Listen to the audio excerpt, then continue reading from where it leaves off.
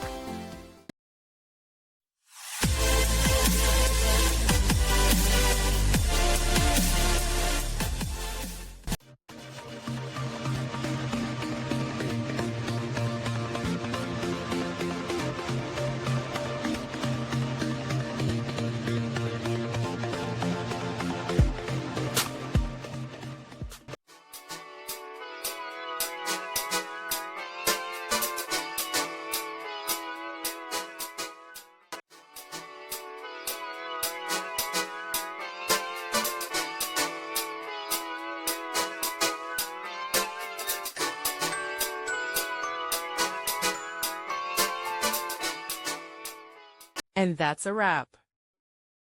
I hope you found the answer you were looking for. If you did, take a second to hit that subscribe button. It really helps out.